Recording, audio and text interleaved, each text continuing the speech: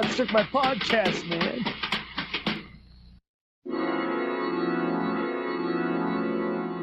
On December 25th, 1953, a child is born, a virgin birth.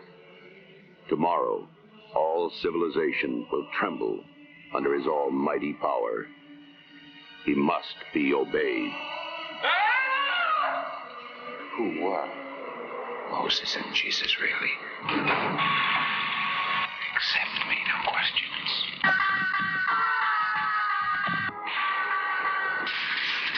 Sacrifices to your God are nothing new. Are you going to tell me all those people are meant to die?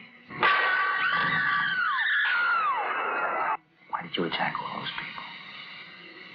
God told me to.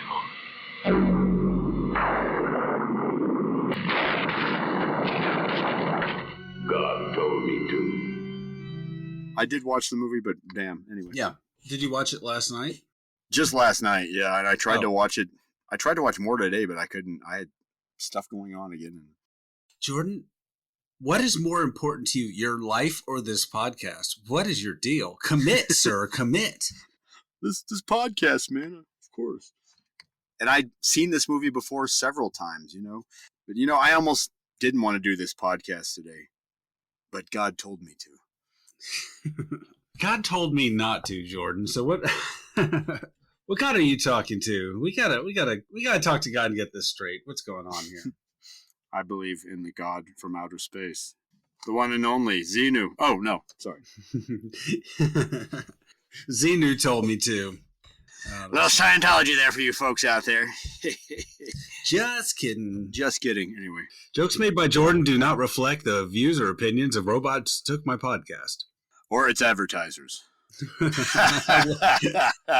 Just Who kidding. would touch this podcast? Oh. Anyway. I'm crying because we're doing God told me to, Lord. Please, advertisers, we want your money. God told me not to worry about listeners and to just do this episode. That's right. Anyway. God's been guiding this podcast the whole time, Anthony. All right. Do you want to 3, 2, 1 us? All right. 3, 2, 1. Welcome to our podcast. The Robots Took My Podcast. I am Jordan. And I'm Anthony. Anthony, what movie did God tell us to review today? Well, the movie is called God Told Me To. What? Wait, God, movie? What did you just say? The movie's what? God Told Me To. What did God tell you to do, Anthony? I'm confused. No, the title of the movie's God Told Me To, Jordan. That's the movie. Okay. Is this the Marty Feldman movie from 1979? No. Wait, that's in God We Trust. Never mind. Sorry. No, it's not Oh God, You Devil. Wrong God title. It's not. Yeah, it is God Told Me To from 1976. Not Oh God with George Burns. No. That was probably a safer choice than maybe this movie. I don't know. Yeah. God Told Me To, 1976, directed by Larry Cohen. Sir Larry Cohen. Now, Larry Jordan, Cohen, yes. Who is Larry Cohen? Did he sing that song, Hallelujah? No, that's Leonard Cohen, I believe, who wrote and sang my that bad. song. Sorry. Everybody knows that God told me to. Oh, everybody knows that this movie's big. So who the hell is Larry Cohen for anyone who's uninitiated? I went through a Larry Cohen kind of video phase when I was younger, no joke. And I know him from this movie first. Also, I know him from It's Alive from 1970, I think it was. Also starring Tony LaBianco, I believe, who stars in this movie. And that's a whole franchise of It's Alive movies. The Killer yeah, Baby and there were like movies. 2 more after that it spawned. And then Q the Winged Serpent is another interesting Larry Cohen movie. That's just even scratching the surface. Didn't he do Cell Phone later on? The Colin Farrell or movie, he did Phone Booth. He wrote that one. Phone Booth, that's what it was. Yeah, wrote it. Yeah, with Colin Farrell.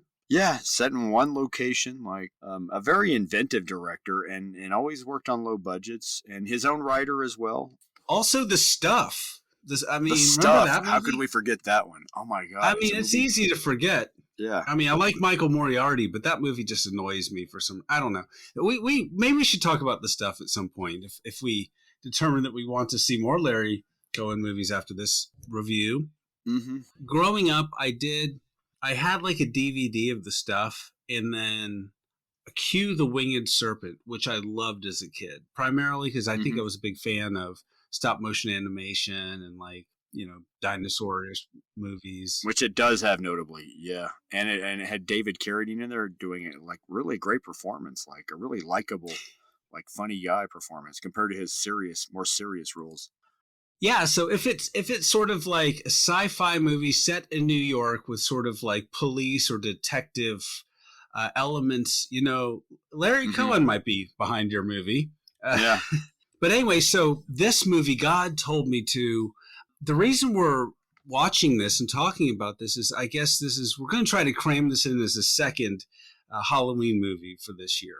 So what? This is a Halloween episode? You didn't tell me this. It's a surprise. God told me to do another Halloween episode, Jordan, and try to get one out there. We did Lost Boys. Great, fun movie. This one, I wanted to do something like a little grungier, a little scarier, a little more obscure for many folks. Yes. And I think you suggested this film. It was out of a list of titles that you had, yes. Yes. Okay, behind the scenes, yes. Why did you pick this one out of the list of titles? Why'd you pick this movie? I've seen this movie I've watched it at least 4 times, and I always kind of liked this movie as a exploitation kind of movie. That it was. I liked it for what it was for, as in its exploitation terms, like, And I guess maybe that's what it was. It harkens back to when I was younger and just discovering Larry Cohen. And I kind of want to talk about a Larry Cohen movie for no reason. That was also why. Yeah. We haven't really talked about him on this podcast, but I can't believe that this was your first Larry Cohen movie.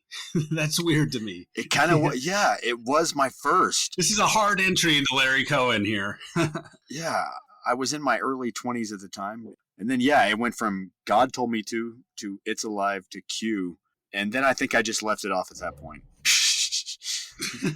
You got enough. You're full of Larry Cohen. I didn't watch no more. I had enough Larry Cohen at that point.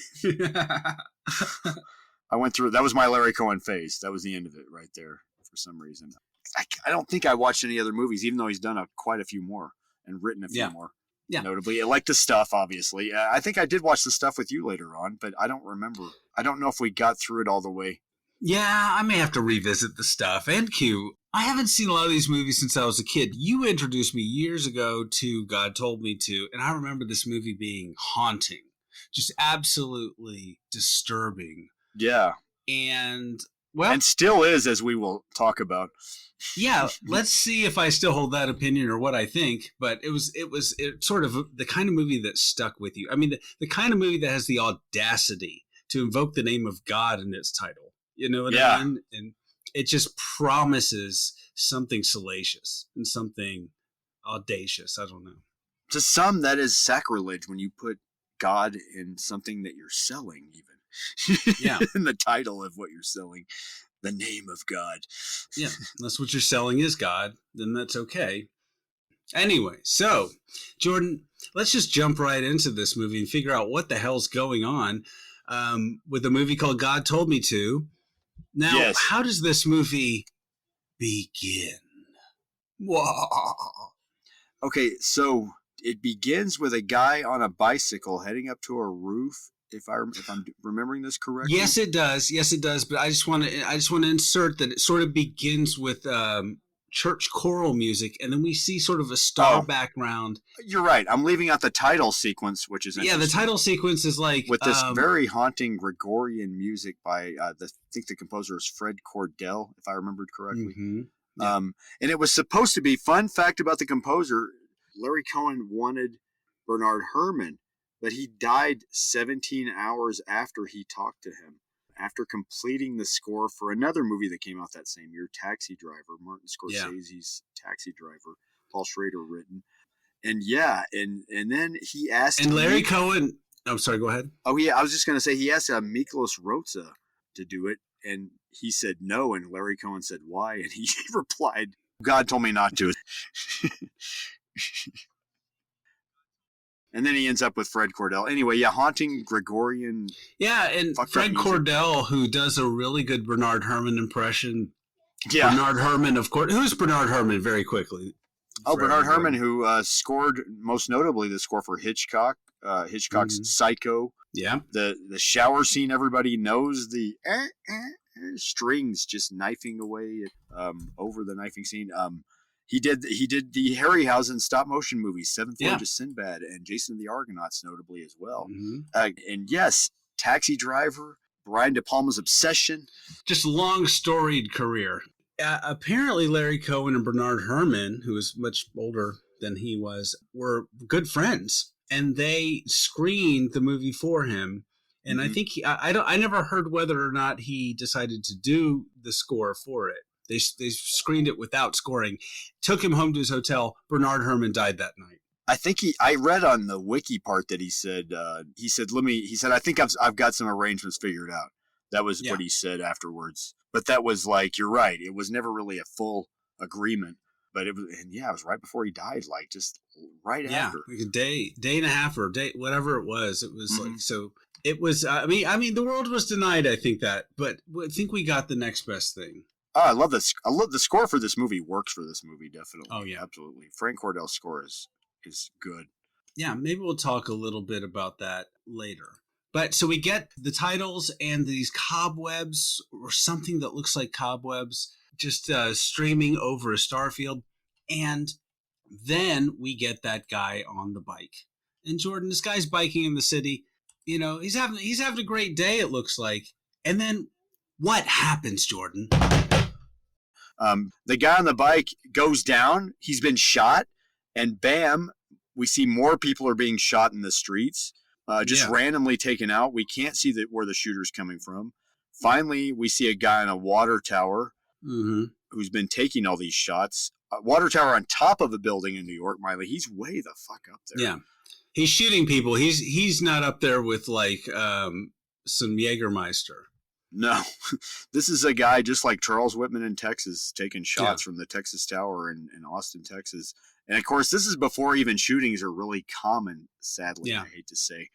It reminds me of Targets. We talked about Targets very briefly on a prior episode, I think Roger Corman episode. Yeah, even though we've never fully reviewed that movie. It's shocking. It's weird because you're right. That something like this is, I think, the year before the Summer of Sam, and some of the 70s serial killers are kind of happening at the same time. But it's like... Right. Not normally in public. Sadly, this is something we're a little more accustomed to hearing about in today's world. But back then, it was completely shocking. And this movie reminds you of, oh my God, how shocking that is. Because you cannot see at first where the bullets are coming from. People are even running up to the bodies. Like, who would do that? And just look around. You just see a woman about to get in her car, fall on the door after she's been shot even, that kind of thing. Yeah. So it's like 13 people get shot here, right? And... then the police chief is giving an interview, and he really starts talking over an exposition montage. So he's talking, and then we see clumsily sort of a shooter on top of a water tower climbing up a building. We get this like, hey, the shooter climbed on top of the water tower and started shooting people. So we kind of take a step back to see how the shooter got up there. And then we meet Detective Peter J. Nicholas, played by Tony Lo Bianco. Yes. And he climbs up to the top of the water tower, and he meets the shooter. And the shooter's name is what, Jordan? Oh, I forgot. Oh, my God. I completely forgot what the shooter's name is. It's Harold Gorman. Oh, yeah. It's this guy. Because he asks him, what's your name? My name is Detective blah, blah, blah. I forgot his name. I'm 34 years old, he says, but yeah. He introduces himself. Yeah, and he's like, he's 22. Almost 22, he says. And the detective, it's interesting. So he's clearly had training in conflict resolution or whatever. He introduced himself. I'm this old, I went to this university, all this stuff, and tells the audience conveniently about himself as well. Yeah, exactly. Exposition. And he's just like, he's kind of brave and stupid at the same time trying to do this, just crawling up and this guy's got a gun on him. Just the cajones on this dude. Mm-hmm. And Harold Gorman's like, I just don't care, and he's like, why did you do this? Like, why are you shooting these people? Yeah. He's like, are you into drugs? Yeah. It's like, I don't hang around with those kind of people. And then he says, yeah. And then we're getting to, He says, well, why'd you do it then? He says, it was a nice day. But then he says, I just want to know why you did this. I'm not going to live to see 22, am I? And he says, you can't bring these people back, Harold. And then he says, all right, I'll tell you. You promise not to tell? It doesn't matter anyway. God told me to. We have a title. We have a title. And then what does he do? What does Harold do? And then he kills himself. He jumps off the water tower on top. This water tower's on top of a very tall building. This stunt, my God, too, man. Oh, my God, this stunt. Because it looks like the stuntman dove from the water tower onto an airbag, onto another building, though, mind you. Like he had to make an extra leap. I thought it was a dummy. Oh, really? I don't know. Is it a dummy? I don't know. It looks like a real stunt. I don't know. Is it a dummy? I hope it's. I think Larry Cohen might have just pushed the actor. I don't know.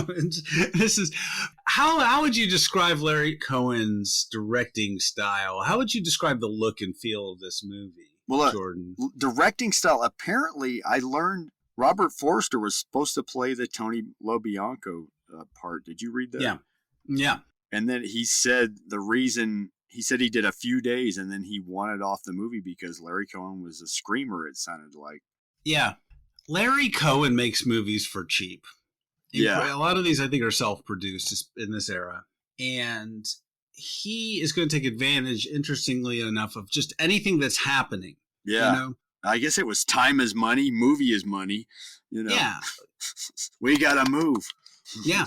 So, of course, shooting on tight budgets, just using what's around you for production value.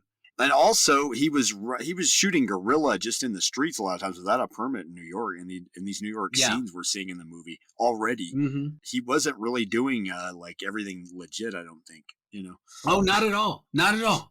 And you get really rushed looking shots, like the camera's whipping around a little bit, which kind of in some ways it's handheld helps with some realism, and then you get like some real sort of choppy edits. And then you get a lot of scenes that maybe don't always gel with what happened before or don't seem continuous or tell the whole story. I guess his style is like if Scorsese made a genre film because it's that New York kind of style going on where he's shooting in the streets literally once again, just like Scorsese was doing Mean Streets kind of thing. Yeah, but the movie looks cheap. Yeah. It looks cheap. And we'll see that as we go along. But I mean, so it's kind of like real sort of choppy. I mean, maybe they had a stuntman, but I think Larry Cohen would have just not paid for that or had the money to pay for that and just thrown a dummy off. I don't know. Like I don't know. Mannequin, maybe. I'd have to watch it again. I don't know. But anyway, so the cop, Peter Nicholas, wakes up. He's having night terrors. Oh, yes. And he's in bed with his girlfriend, who's a teacher, Carrie Forrester. Played by Deborah Raffin, British actress. Who has a really good accent, I must say. Good New York. I mean, American she almost accent. sounds like a New Yorker. Yeah. So Peter is still puzzled how the shooter's aim could be so accurate. Yeah. And he goes, and this is where things start to get a little confusing. Not for the first time or the last time in this movie, or not for the last time in this movie, but he goes to see Martha, his ex-wife, and requesting, wanting a divorce. Played by Sandy Dennis. So Casey wants to get married. She wants to have kids. Yeah. But problem is, he's already married. I was confused by this once again, and I must have just blacked this part out of my. I think I was confused back when I watched this, even about oh wait, he's got her and he's got her still. He's not divorced. He goes and sees her. What the, and then he goes to mass still. What the hell? I was. This is it. The movie I saw years ago and watching this time are two different things. I also forgot about this whole subplot here. It gets really confusing here after a while on some parts. Yeah. I thought, well, he's clearly a very religious guy, very Catholic. Yeah. And he's still married. I didn't know whether he didn't believe he, could get a divorce because of his faith, or I didn't understand. But why is he dating this girl on the side? Both these women know about one another. They both seem to be cool about this. I know it's the 70s, Jordan, but I was very confused about what's going on. It looks like he clearly has a house in upstate or whatever. Yeah. With this wife, Sandy Dennis character, and then He clearly has an apartment in New York that's his apartment also, where his girlfriend sleeps as well and lives. Yeah, and like, I mean, lady, okay. That's a lot of work, I'm saying. Okay, relationship advice for people in movies. Casey, girl, he's still married. I know, everyone, I know. But Casey, girl, come on. There's something going on here. You're going places, girl. You can do better. You're a hotshot teacher in Spanish Harlem. You got your life ahead of you. This guy has night terrors. He can't divorce his ex-wife. He keeps going over there and keeps coming back. Something is going on with this dude. Yeah. So just, I don't know. You think they're still not having sex when he goes back to see Sandy Dennis's character again? Come on. Come on. Wake up and smell the cannolis here. Come on. So, okay, so Larry Cohen, as a screenwriter, I think he's very gifted in a lot of ways. He comes up with a really far-out idea, and the movie's very well paced and things like this. Yeah. But you get a lot of scenes that sort of drop you in the middle of the action, like this scene with Martha. It doesn't... People don't walk in, it's like, hello, Martha, my ex-wife. How are you? She's like, hello, my still married husband. How are you? How is your girlfriend that you live? Nobody's telling you that. Exactly. It's like, hi, Martha. And she's like, oh, wait, I'm not stopping you. It's like a play. Martha's like, does she know that you sneak off to mass every morning and confess to a priest? Yeah, and she knows about her, too. That's the other weird thing. Like, she's kind of half okay with it or half just not okay with it, but she's just like, it is what it is. Yeah. Is this a throuple? Are these people swingers? What's going on here? I don't know. But then Martha says, she says, I know you want things to stay the same. Meaning whatever their little three-way is, their little love triangle to stay the same. Yeah, like you want to just keep it this way where you see me like twice a weekend and then you go back to your girlfriend during the week and your job in New York. Yeah, this is very European, what's going on here. But Martha says, well, Casey's going to leave when she finds out, like the other girls have, that you're not going to divorce her. Yeah. Right? This is like another time it's happened, I guess, where, it's like that makes it even more like, it's like, you got to deal with these things, plot, if you're going to draw them out like this. I know. In front of us. Talking to the plot. Sorry, I'm talking to the plot like it's person. You got more to tell us, I think. You should tell us. Does it? No. We'll see if it does. I don't know. Does this have something to do with the guy's faith going into what he's going to, this heart of darkness in the movie he's going to see? Does this have a lot to do with it? But you did tell us all these details that we're like, what? What's going on here still? Anyway. Yeah. Plot, you got a lot of splaining to do. I hope you wrap this one up. This is weird. Yeah. I hope God told you to explain it to us, plot.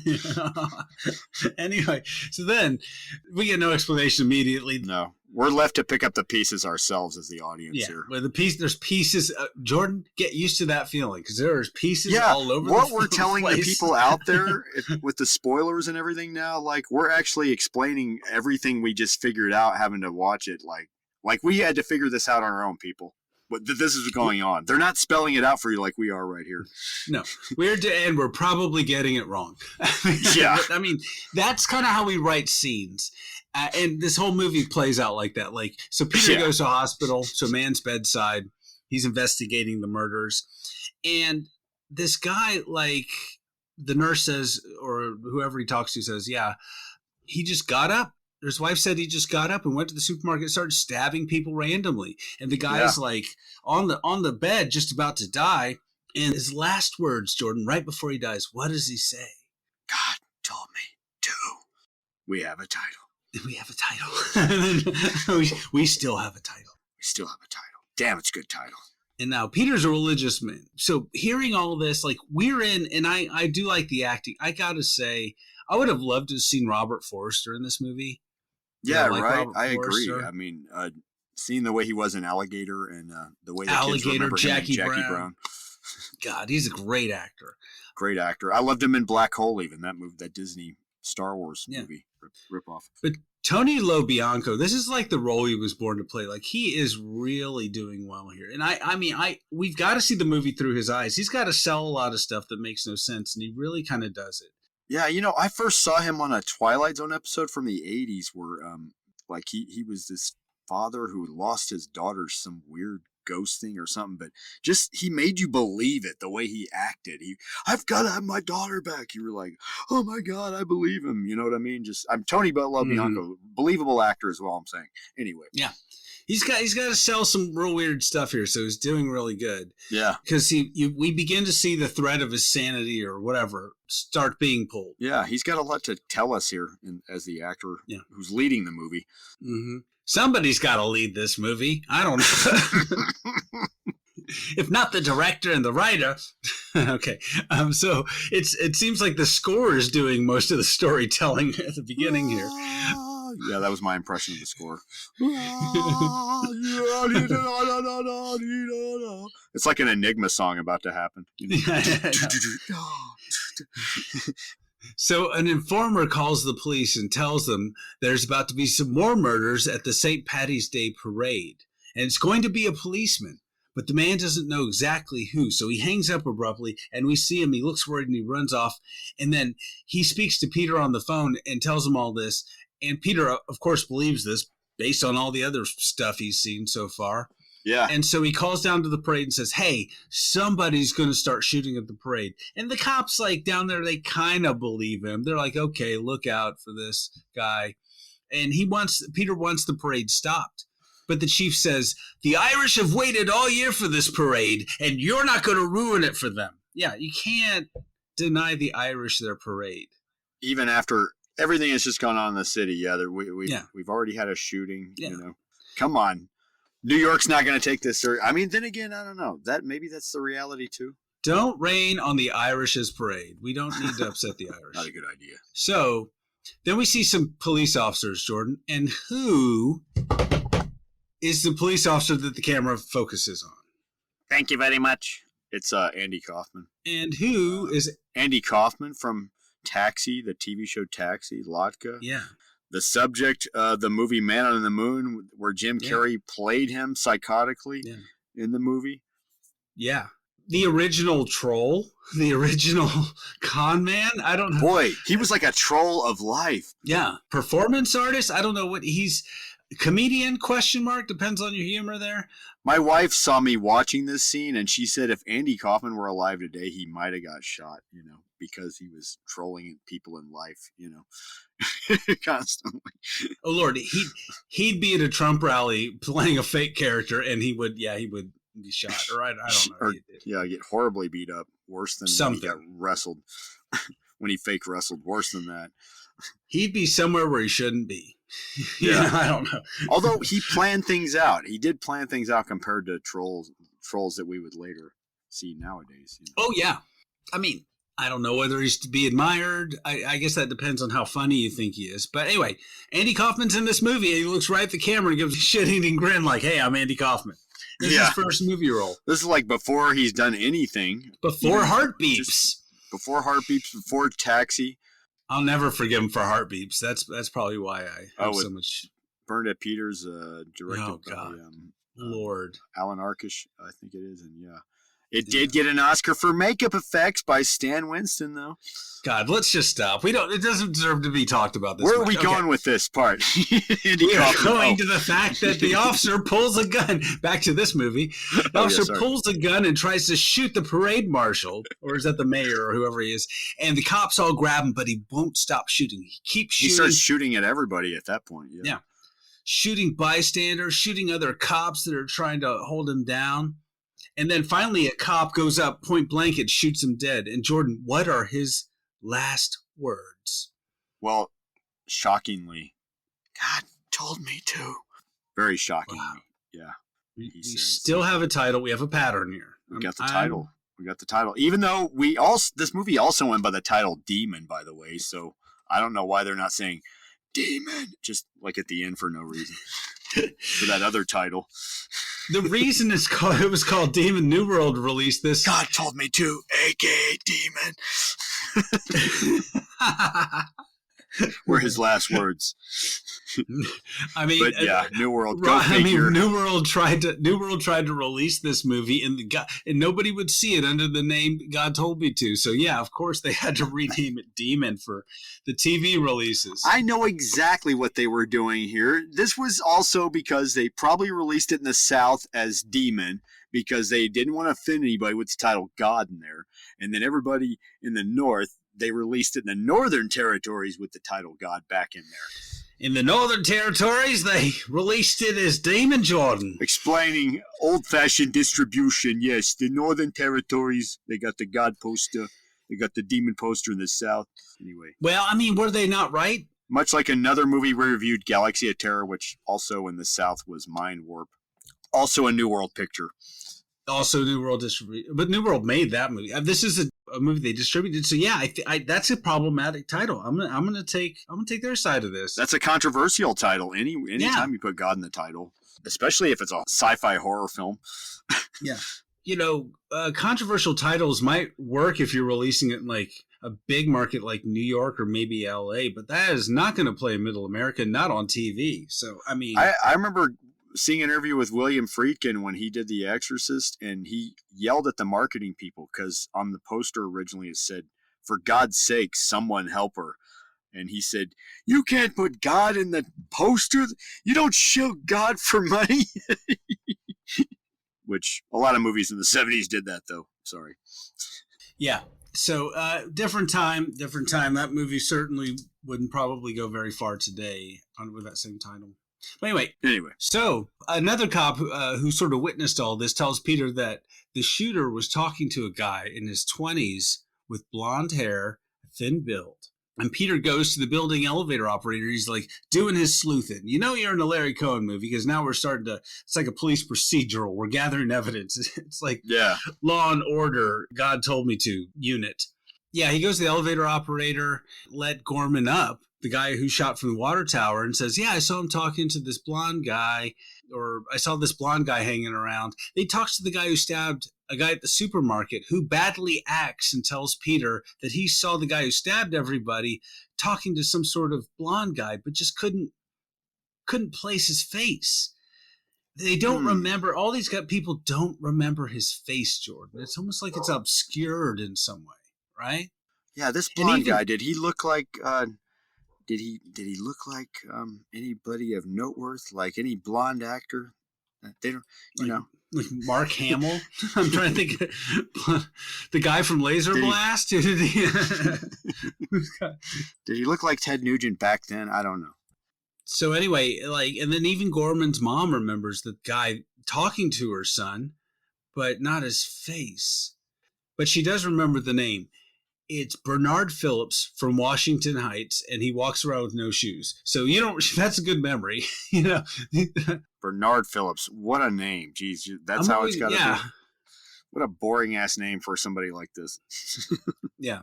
It's a nod to Bernard Herrmann, Jordan. No, I don't know. May he rest in peace, but still, yes. I mean, come on. Bernard Phillips, I mean. Yeah. Well, you wouldn't suspect someone named Bernard Phillips. Yeah, I mean, this is the guy we're after, and it's Bernard Phillips. I guess, you're right. Maybe it's unassuming. Bernie Phillips to his friends. Weekend at Bernie Phillips's. That's right. That would be a funny sequel to this, and maybe we'll talk about that again. God Told Me To, the next weekend. Weekend at Bernie Phillips's, God Told Me To. Oh, yeah. God Told Me To, Weekend at Bernie Phillips. Anyway, so Peters can't find any information on a Bernard Phillips. I mean, there's got to be 40 Bernard Phillips in New York. But anyways. Yeah, if you look in the phone book back then in 1976, my God. I'm just using that terminology for that time period. Because anyway. Yeah. It goes back to the building where and traces him back to the building where he was born.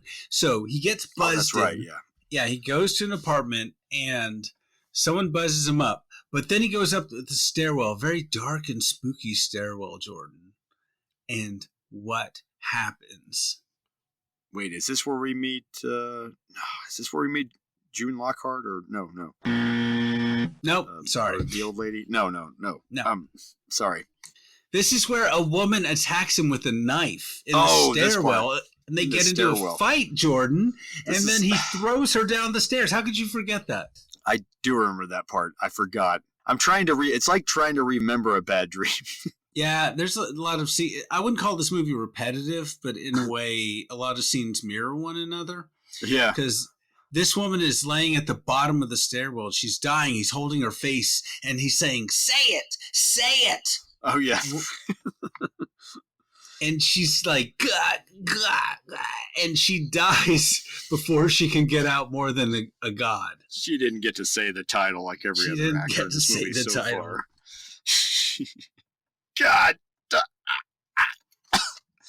What if she argued with Larry Cohen in that scene as the actor, which is like, come on, what if I'm just one of the few people that doesn't say the whole spiel that's going to be on the poster? Yeah. Come on. What if I'm just like, I'm dead. Very good, Jordan. And she's like, rule of threes, Larry Cohen. I'm sorry. And scene.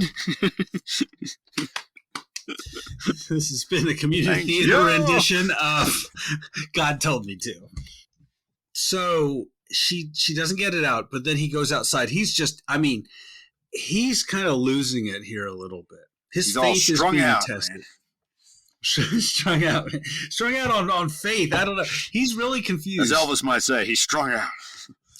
And so he runs outside, and there is this big festival that's going on. It's in Little Italy. It's San Gennaro, the patron saint of Little Italy.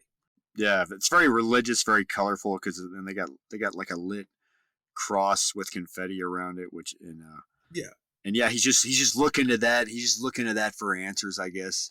Staring longingly with the Gregorian music coming back on again, I guess, if I remember correctly.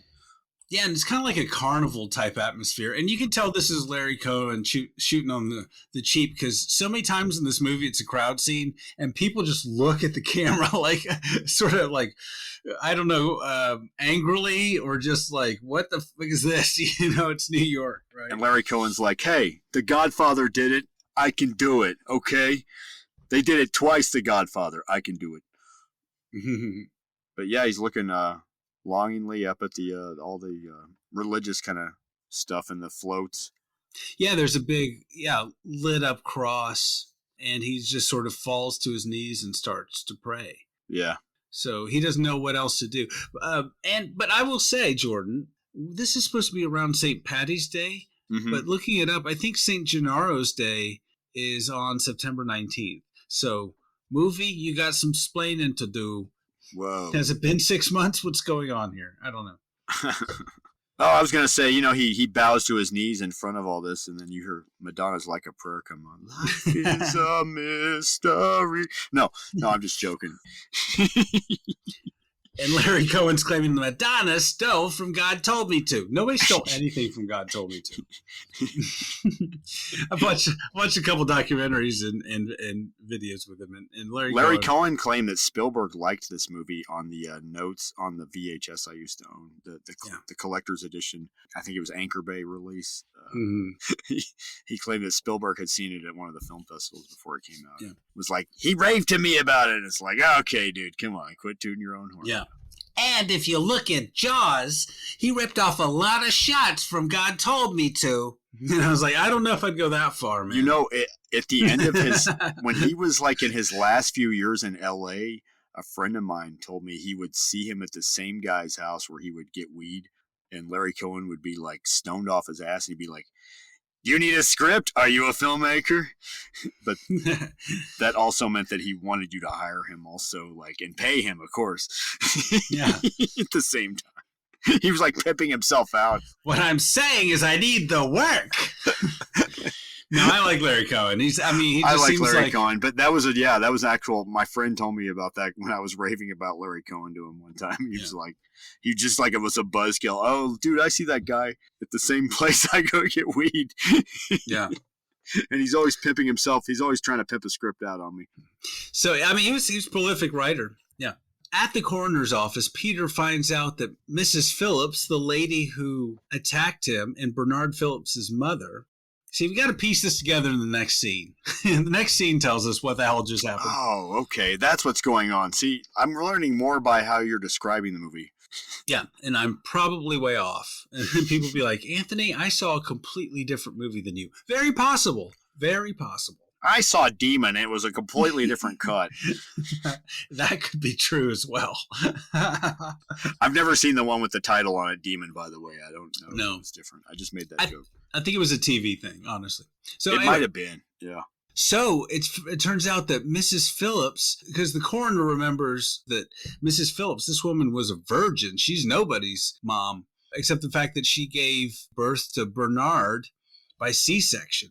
Jordan? What? A virgin birth. Are you? Oh my God! You're talking like New Testament shit here. Oh my God! Oh my goodness! Who would have thought? No pun intended. Oh my God! Told me to. Oh my God! Told me to. You didn't this movie. No. God told me what was going on in this plot, so I don't know. I hope. Whoa! This is heavy, Doc. Whoa! It gets heavier. Marty, it gets heavier. Listen, he interviews the delivering doctor. He finds a doctor who delivered Bernard Herrmann. Some of these people have really great Bernard Herrmann. You said Bernard Herrmann. Bernard Phillips. Bernard Phillips. I own a profitable hat shop in part of England, actually. Yeah, but Bernard Phillips doesn't sound like your subject for a horror mystery movie. But yeah, anyway. Sir Bernard Phillips. Yes. Sir Bernard Phillips of the 43 cricket team that beat West Hampton. It's Bernard Phillips is on the Great British Bake Off, and Paul Hollywood is telling him that his cookies are a little underbaked. But of course, you knew that, didn't you? That Halloween cake he did compared to everybody else was very bland looking. Yeah, I know. I will say. But anyways, back to this movie. Oh yeah, forget about Bernard Phillips. Yeah, let's just talk about anything else but this movie. No, so he interviews the delivering doctor who could not tell the gender at birth, and this is very interesting in our modern climate to sort of hear this sort of thing. I know what this movie's trying to say, though. It's not so much. It's because of the religious part of all angels were androgynous in the religions. I know. Mm-hmm. If you read any of the religious texts when they describe angels, they're they're neither male nor female. I think that's what this movie is trying to imply. I don't think there's anything transition wise going on here. Well, I mean, yeah, I don't know if the movie's that forward thinking, but there is, like, the doctor couldn't tell the gender of birth, so the mom called it a boy, and he's like, good enough. Oh yeah. And so he just went along with it. Yeah. So the plot thickens here, Jordan. I'm liking this so far. This is pretty interesting. Yes. Would you agree? So far, yeah. It's got me interested. It's just all the stuff in between sometimes that makes it confusing. So then Peter goes to a crime scene where a man just casually and unapologetically says he shot his son and his wife and then went in the bathroom and murdered his daughter. Now this scene this always is gets so to fucked me. up. This is so fucked up. Every time I've watched the scene, this is what I always remember about this movie, sadly. Because the actor's really good in this scene. I have to give it to him. All joking aside, all kidding aside, all bits aside, the actor in this scene's really good.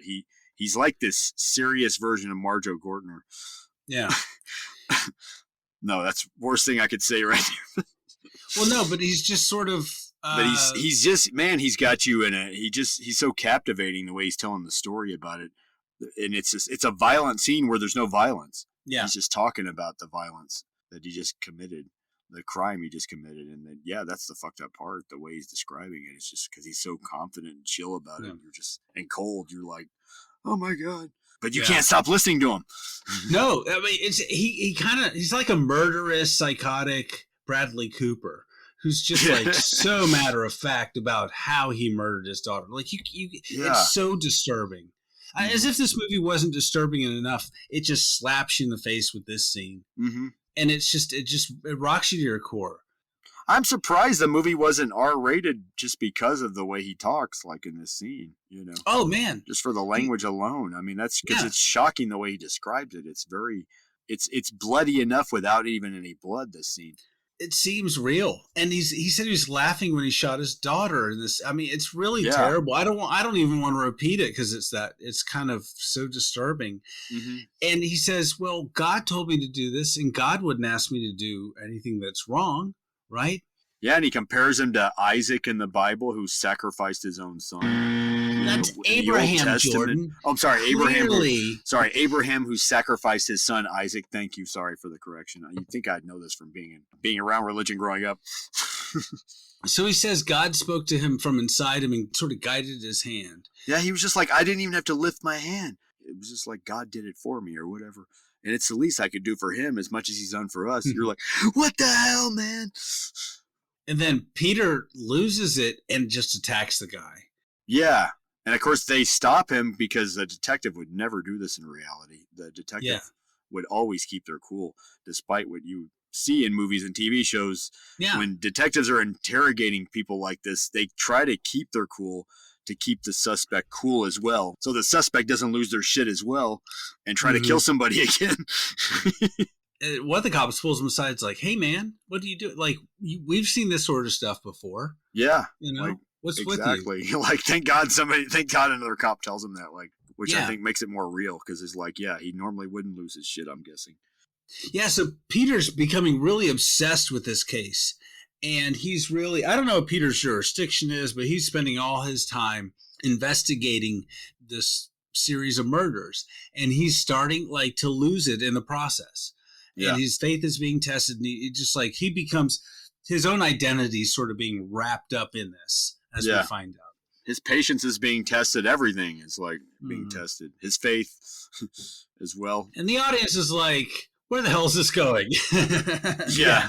And us as the audience, we're like, where are we going? My God. No pun intended. So then he talks to this motorcycle mechanic at the police station. And is this just a really involved mechanic, Jordan, or is he a former cop? I don't know who this dude is. He just got words of wisdom, I guess. I don't know. I've been everywhere. I've seen everything. I've been everywhere. I've been around the block. Yeah, I've seen it all. Yeah. Maybe that's why he's talking to him. I don't always understand why they go to random people like this in movies sometimes.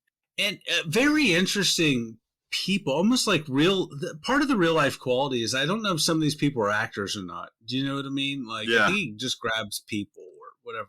But this man, the mechanic, is like, there was a woman in like 1950, 51 who claimed that God impregnated her. Yeah. He says it was a weird case. And then he presents to him a Camino dart. And he says, what do you know? It's one of those old Camino darts. No, I'm sorry. Wrong movie. I was Attack of the Clones. Sorry. Oh. I was just thinking of a reason why, like, he would know this guy randomly. I was just trying to put it together anyway. Is that... I'm like, well, we didn't really know Dax that well. Obi-Wan went to him for advice on this Camino dart. You know, maybe it's that same kind of relationship in this movie. I don't know. Anyway. Are you trying to Attack of the Clones this movie, Jordan? Sorry, yes, I guess. I guess so. There is a mystery in the middle of that one for no reason, so maybe. Surely this must exist in this part of New York. Surely the archives must be wrong. God told Lucas to. So Peter goes and he finds a man who was from this incident back in 1950. All this, like, he's got a really good command of police records, and the police keep impeccable records. And luckily, he's finding all these people. He's a real good cop here. This is without the internet, 1976, folks. You know, like good on him. So he's finding some dude who was in a police report from 25 years earlier. Maybe God is guiding him. I don't know. God told him to. Maybe God is guiding him. So the man remembers, I remember picking this woman up. And then we get this weird flashback where this naked woman is running in the rain. With a much younger man who is apparently the same guy we saw in the present. Man, has he aged since the 50s. Damn, not well. Not been good to him. No, the years have not been kind to him. Hard living. Even messed with his voice. Everything, man. He doesn't even have the same Adam's apple anymore. His Adam's apple is sagging even more now. He looks nothing like his younger self. Different hair color, everything. Anyway, you're sorry. I'm gonna be mean. I'm sorry. So he picks this woman up, this naked woman up, and he says, "Did somebody like try to take advantage of you?" And she says it wasn't men that did this. She said it was as large as a house, but it floated. And then they took me up in it, took my clothes off. And she's not really rattled when she's saying this. She's just relating this matter-of-factly. And we kind of get the idea that, Jordan, what is going on here? This guy doesn't believe her. No. But what happened to the woman? Oh, well, clearly she was like probed by some alien. Clearly, in my expert opinion. I don't know any other way to put it nicely. No, but she was picked up from Nantucket Island. Yeah. And they put her in the middle of this warm, glowing light, and then, something happened. She was to abducted her. And then penetrated by an alien, possibly, they're hinting at in this scene. Yeah, and it's... and we see her floating naked in this spacecraft, in this warm light, like she's talking about. Oh, yeah. Which we see more of later on, I think. I thought we saw more of it later on in the flashback, or am I wrong? Or no? We do see it in another flashback. Okay, yeah. So the driver starts getting a little handsy with her, which is weird.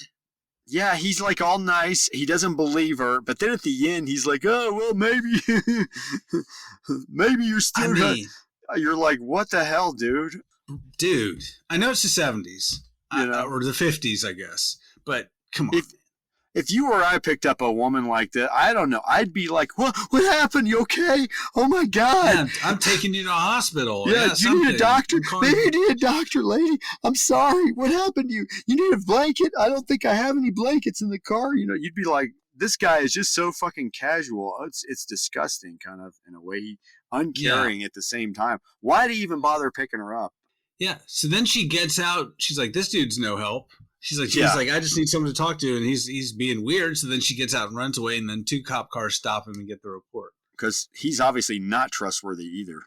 So Peter's starting to put this all together, and he writes his report that a woman was artificially inseminated. So we see his report he's typing as this happens. Oh, yeah. As the movie goes on. I should have said that earlier. She was artificially inseminated. Thank you. Let me correct myself from earlier. Thank you for the medical explanation was needed here. So anyway, so a child was born, and that child was, of course, Bernard Phillips, right? Mm-hmm. Yeah. And I don't know exactly what happens here because this is a Larry Cohen film, but he's talking to the chief. And he's like, "Hey, chief, all this is going on. Look, it's like, this woman was inseminated, and it's like Bernard Phillips is, compelling all these people." And the police chief is like, "You are losing your mind. None of this makes any sense. You need to go on a vacation." Yeah. And they're all saying God told me to also on top of that. Yeah. They're all saying God told me to. And the police chief's like, "I don't believe the whole plot to this movie. I don't understand what's going on here. None of this makes any damn sense. I was with you until you said aliens. Now I'm a little bit like, what is going on here?" There's a lot of holes in your story. I'm sorry. And the chief's like, "I was with you until the aliens came in. Now I thought this was a supernatural thriller here, and now I don't know what's going on. I don't know what to believe." Yeah, I thought we were in a supernatural biblical movie.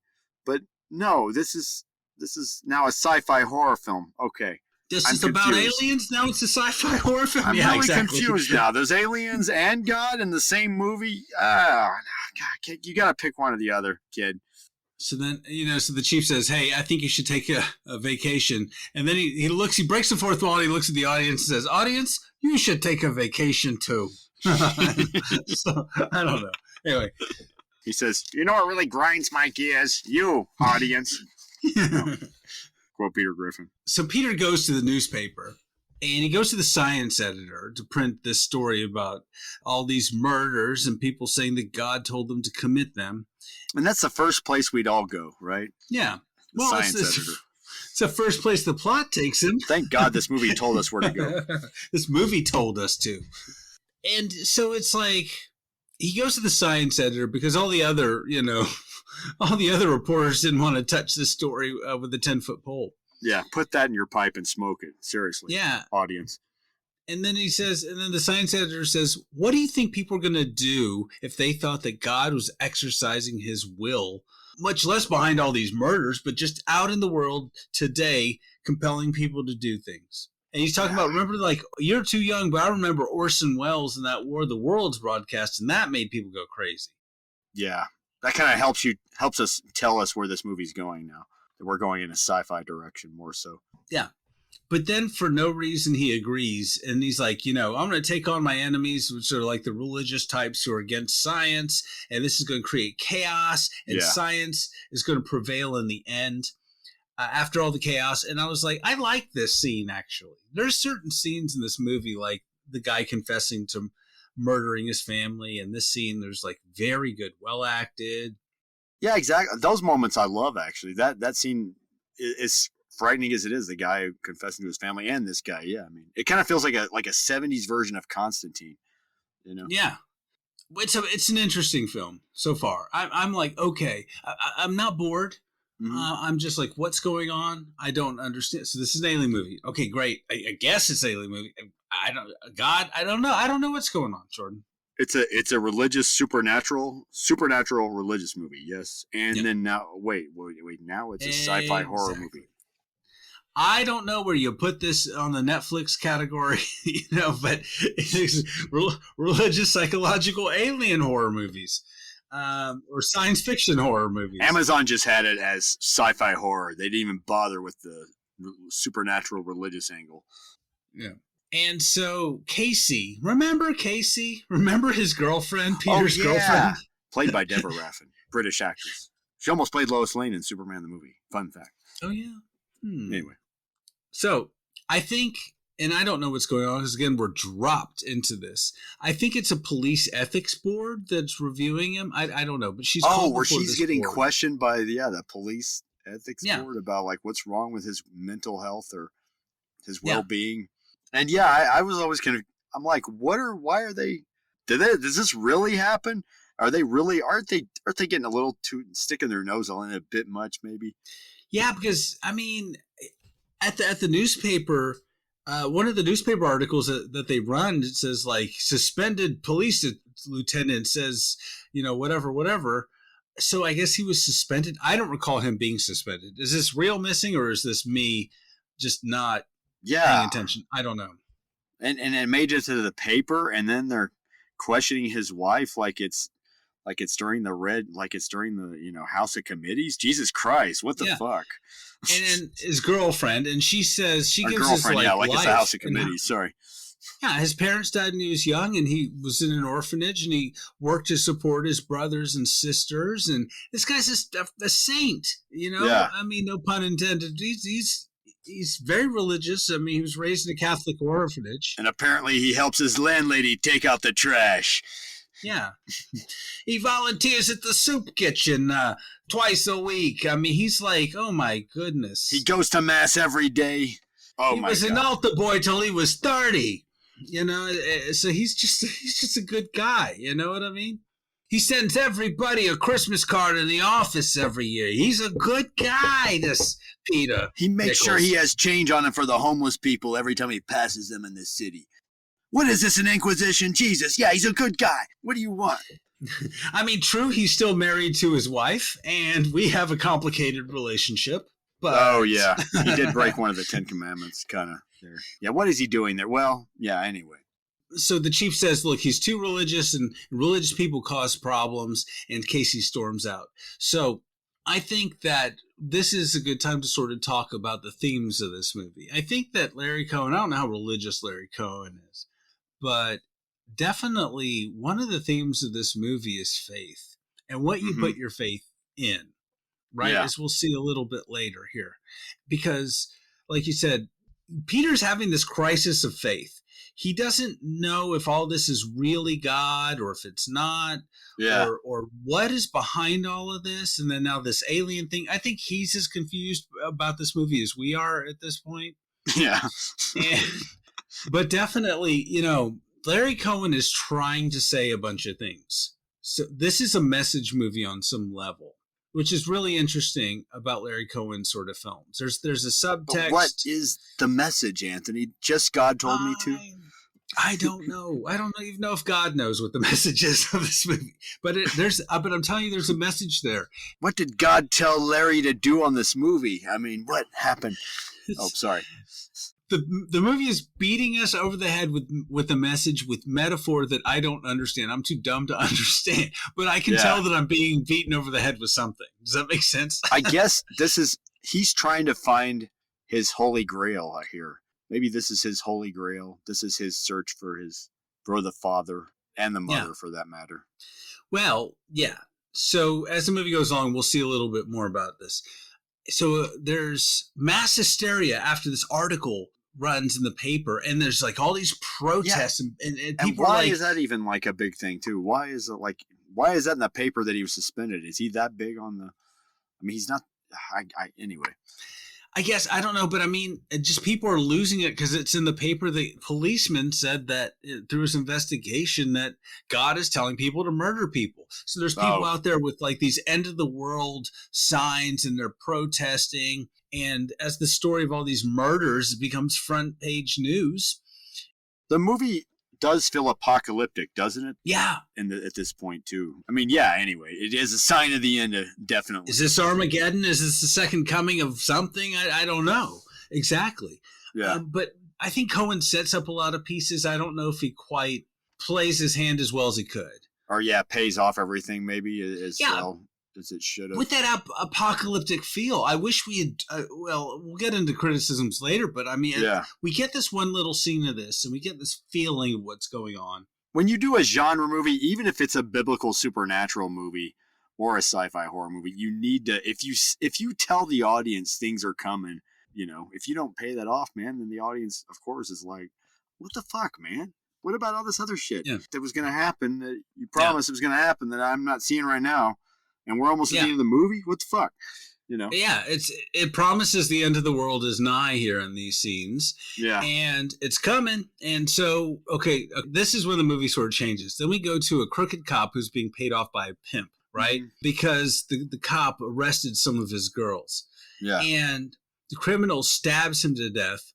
And then because he's like, with all these God killings, I got a way to get rid of you. So he stabs the guy to death in the police department. Stabs him to death. Yeah. And then writes God on the wall in blood. Okay? Yeah, that was pretty fucked up too. He's just like, I got a way out with this. Like nowadays, I got a monkey here off my back. And then exactly, but I mean, it doesn't really.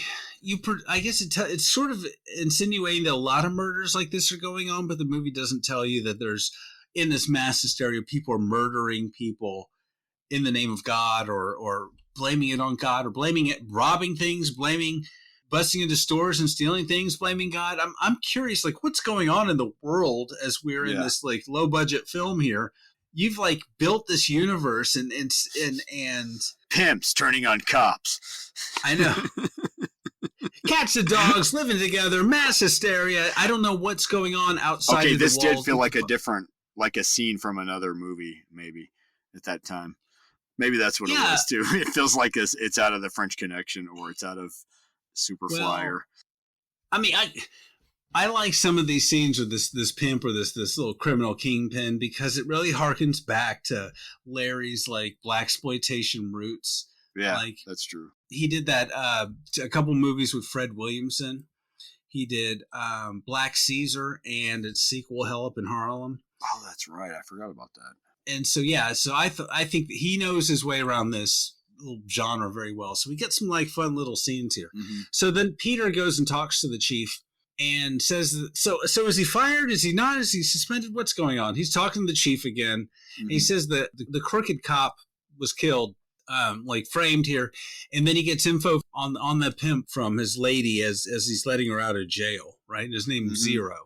Now I'm wondering, what has happened? Like, why are we talking about this pimp and this crooked cop and prostitutes? Why are we talking about these people in a movie about alien and abduction? And so I don't know. Because God told us to. I mean, told me to. AKA demon. I'm sorry. That's my explanation for everything.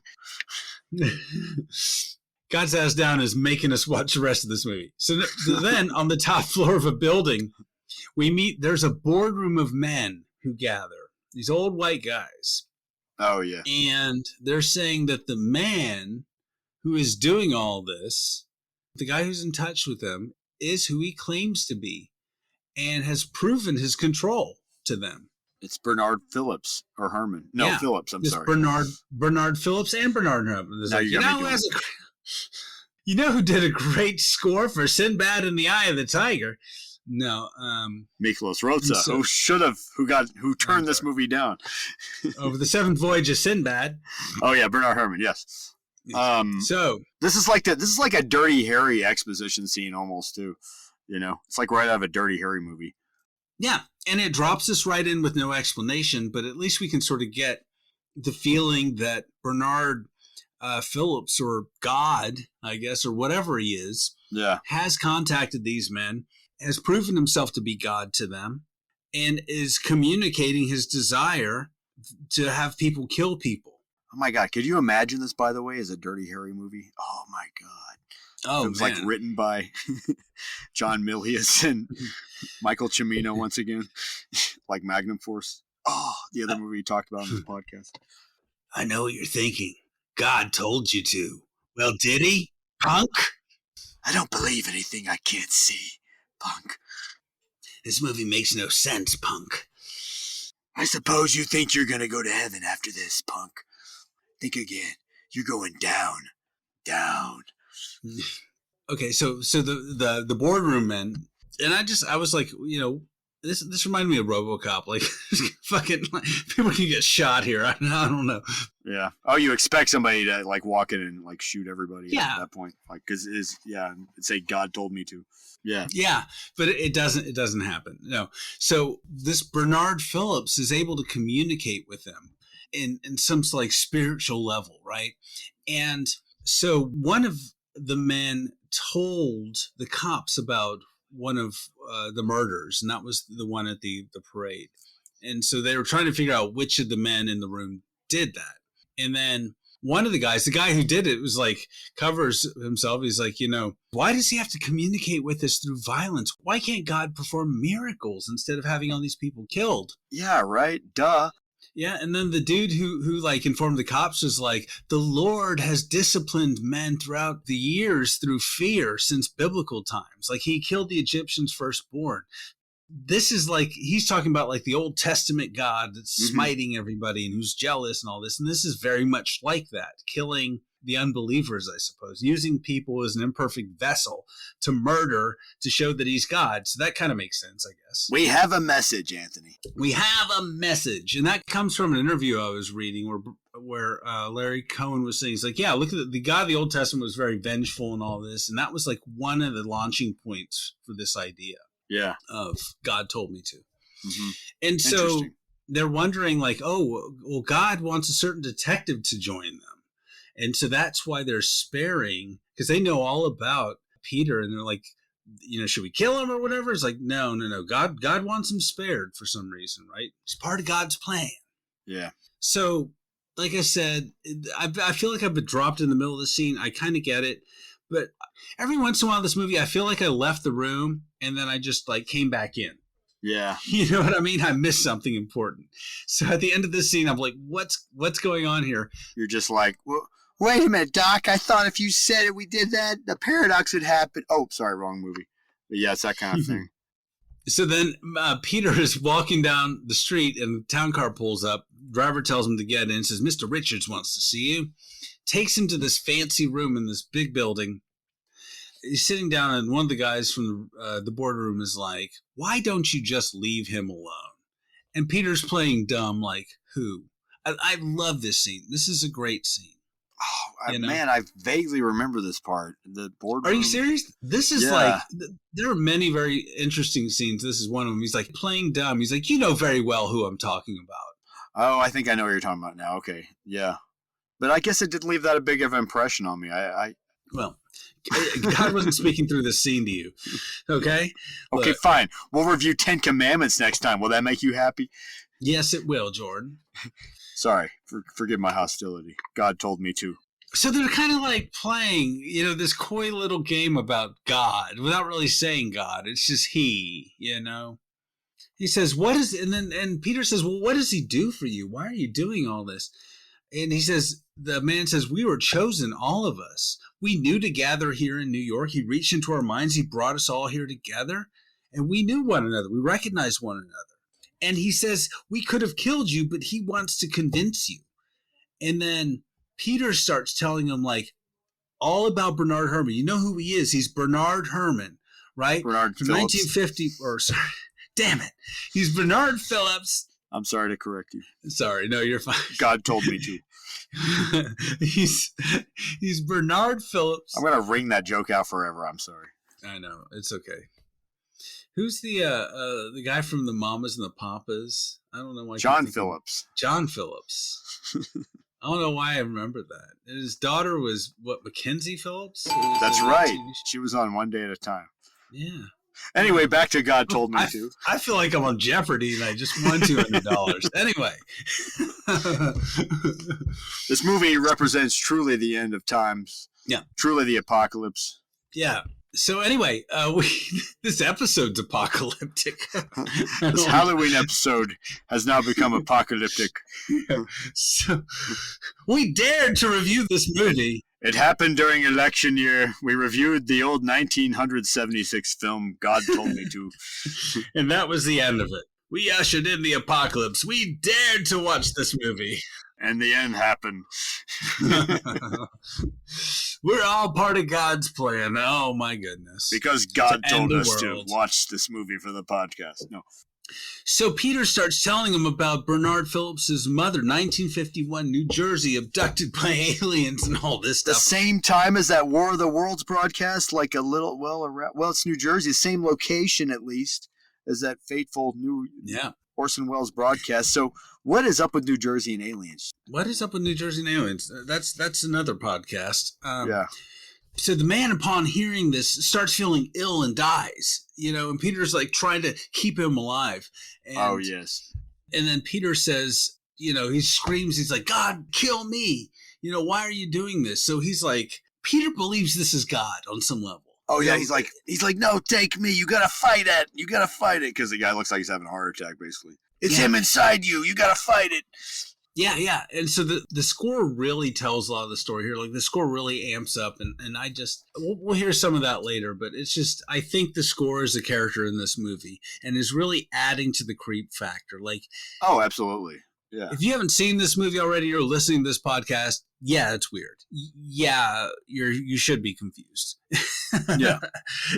So Peter goes to the subway, and then the man who originally, of the boardroom guys, who originally called in the threat to the cops at the parade, sees him at the subway platform. And Jordan, what does he try to do? Oh, he tries to push him like right over the edge, but Peter fights him. Yeah. And they like fight right along the edge of the subway there. Yeah. And what does he say? Why does he say he did it? Oh, that's right. He says he made me do it, or God told me to do it. No, God told me to. God told me to. The answer is always God told me to. I'm sorry. Maybe I was growing fatigue. I'm sorry. Let me take a drink here. That's what it was like watching the movie for me, honestly. Oh, man. Why were you asking so much of me, movie? Anyway, sorry. I'm on my knees. I'm like, why does this movie forsake me, Anthony? Have faith, Jordan. The movie will be over soon. Oh, sorry. All right. I have faith. And so Peter the man takes Peter to this basement on an elevator, and he told him, he's like, God used to have to just talk to us. God, Bernard Phillips, right? Yeah. But now he can talk to us telepathically because he's growing stronger. And then the man just leaves Peter in the basement and falls in the elevator, and his head gets like cut off by the elevator. And he leaves Peter deep in this dirty, scary, dark basement of this building. And then Peter walks down a hallway, and what does he see, Jordan? Is this where he starts to see the light? He sees the light. Yes. The weird incandescent kind of sepia colored brown lighting, like your amber colored lighting. You got it. And it leads us to this man talking, or eerie voice, and then it's Richard Lynch with a blonde wig on. It's the blonde man we've been hearing about, I guess. The whole. Is this where I'm going, or no? No, you're right. Yeah. The whole movie. Who is this? So it's Bernard Phillips,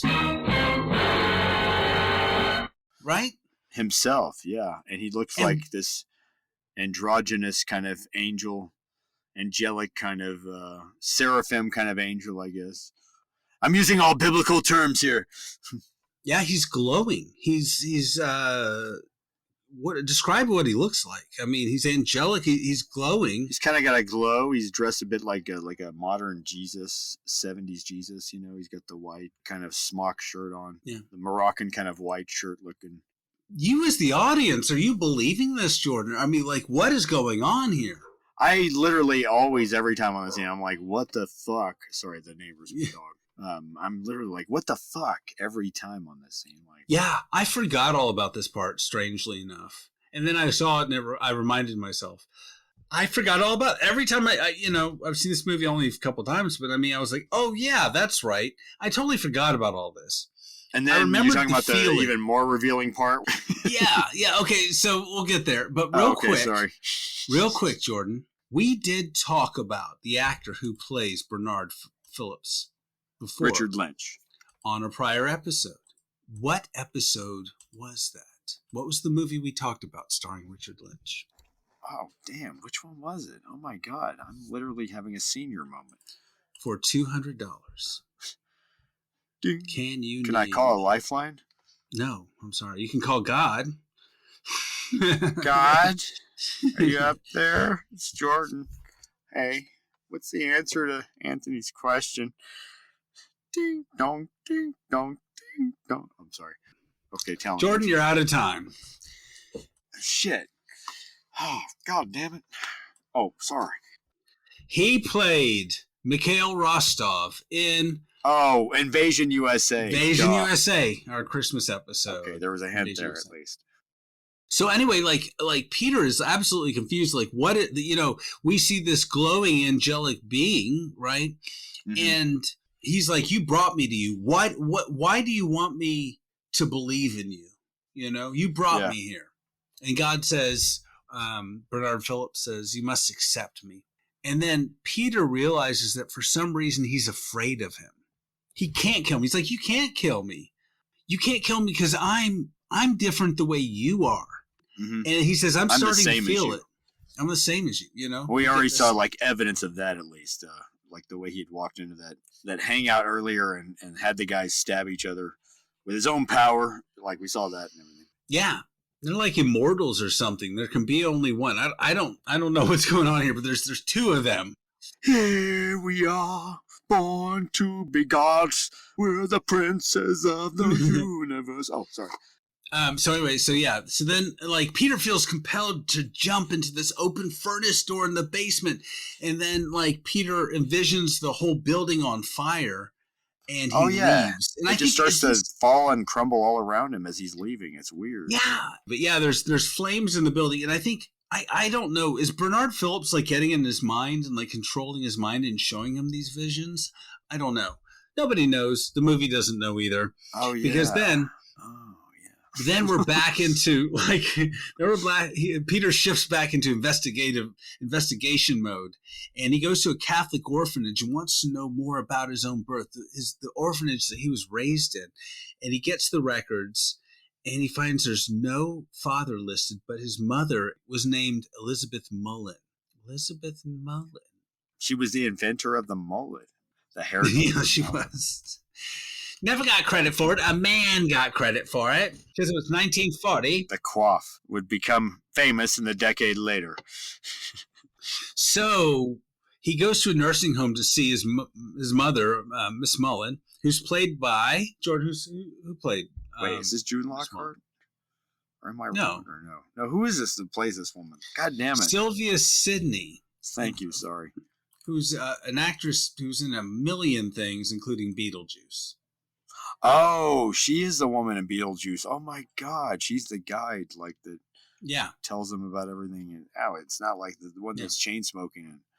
So anyway, he convinces her to let him in the room, and he asks about a terrible experience she had when she was young, 1941. He's like, "Do you remember this? The day that would live in infamy." Infamy. Yeah, she was. So she's like coming home from the World's Fair.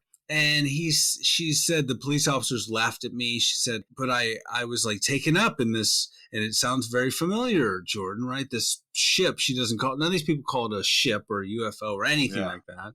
But they took me up and I was suspended in this glowing orb in front of some stock footage from Space 1999. Oh, yeah. You looked that up, too. And then I was impregnated. And so the police officers laughed. They didn't believe her. And then she was pregnant, and her father like slapped her and beat her. And then she went to live with an aunt and had the baby, and she hated the baby. She didn't want the baby. I don't mean to remember how shocking, how weird the pregnancy scene is, though, where they show this weird close-up. Yeah. I'm not going to describe it. I'm not. They showed. I was shocked watching that again, actually. Jordan, I think what they showed wasn't a flashback as much as maybe it was something that is to come. Oh, okay. Or I don't know. God, that was just weird. Bizarre. That was like some David Lynch shit going on there. Before David Lynch. Yeah, or Cronenberg kind of. Mm-hmm. It's almost like we get a little Cronenberg body horror kind of flashes here with some weird stuff. But yeah, that weirded me out more this time, actually. We'll go into that in a minute. Yeah. Sorry. So anyway, and so she hated the baby, took it, but the church took it. And Peter is like taking this hard, and she's like, oh my God. She realizes Peter's her son. And she's like blaming him, like, you did this to me. Why did you do this? Like, she doesn't understand what happened to her all these years later. She was a virgin. And all this happened and ruined her entire life. And he's like, we're both suffering. Like, he's trying to connect with her. It's like, we're both suffering. My suffering has just begun. Yours has ended. And she's like, get away from me. Get out of here. I hate you. You ruined my life and all this. And she's like, don't ever touch me again. And then it's a powerful, strange scene. Yeah, good acting in this scene. Oh my God, it's well acted. The music helps too, and yeah, definitely. There's a nice dynamic going on here. Yeah, it almost belongs in a better movie. Some of these scenes are really good. Except for the flashback. But anyway, so then Peter like runs away as the staff is like chasing him. This is further exposition for the movie as well. Yeah, then this is sort of like the movie takes an aside here, and we go to see Peter's wife, Martha. Remember Peter's wife, Martha? Remember her? Oh, yeah. Played by Sandy Dennis. Yes. And Casey goes to drinking by the fireplace again. Yes. Casey goes to see her, and Casey's like, his girlfriend's like, Peter hasn't been home in 3 nights. And she's like, why did you two never... It gets real weird. Like, they get real personal out of nowhere. We get a 3-way moment here. I know. Yeah, she's like, why did you never have any children? And why does Peter shy away when I talk about kids? And then she's like, well, I had 3 miscarriages. I don't think women would ever talk this way, especially people wouldn't talk this way. I was surprised how comfortable she was talking about the miscarriage out in the open like that. Yes. I know. Yeah. I had 3 miscarriages, as you know, and Peter somehow seemed relieved when... Is she that drunken? That's the only explanation I could think of, was she was that fucking drunk. I was drunk in this scene. I couldn't make heads or tails of it, Jordan. No. I know. I had to drink. This movie drove me to drinking. I know. This movie, I was in a beer fog the whole time during this movie. So Peter arrives to find these two together and says, I'm glad you two are finally talking it out here. And then Martha's like, I know you're going. Finally met. Got acquainted. I know. Takes the load off of me. Yeah, exactly. Takes a load off me. Wow. In reality, like, every guy would have to deal with even more talk after this if this were the real case. Come on. Like, come on. He wouldn't actually just ace this whole deal. I can tell you, one time I was with a girlfriend and I met an ex-girlfriend, and I was so like, I was not dating this girlfriend before, and we were all on good terms. Everybody, she's like, I was like, this is I don't know. I just couldn't talk. I was so weirded out for no reason. And then but I guess he has the gifts, so he. Yeah, a new girlfriend was like, "Hi, I'm so and so," and they were very nice to each other. And I was like, blah, blah, blah. So I mean, but Peter's like, "Great, you two got this out of the way. All right." I'm glad the plot worked itself out this easily for all of us. Did we get some good exposition while I was gone? All right. Yeah, thank you. Come on, this is Save not real. me the trouble. There's some real things in this movie. That's why I complain when things are not real in this. You know what I mean? It's so bizarre because the miscarriages, and there are things that are well acted and pretty well written. And that's the only way I can explain it being dreamlike. Where things just don't connect or gel or are cohesive. But yeah, Jordan. But do you remember when this was a movie about God telling people to kill people. Oh, yeah, God told me to. Weren't we watching Did that you movie? remember when it was? Remember that movie? Like, I don't know.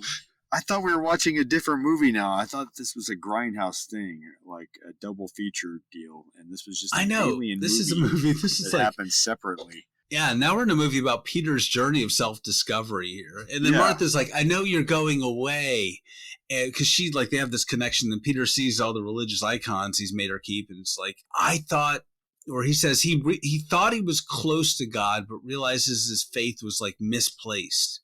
Yeah. And again, going back to Cohen's message, I think it's like a lot of people put their faith or have strong faith. And I think he's asking the audience to examine your faith, because what happens one day if you find out that that's not the case? Or I don't know. I'm trying to piece together a message here, but I don't think it's anti-religious, but it's certainly examining what faith is and what we put our faith in and the effect it has on us, right? I'm trying to elevate this movie.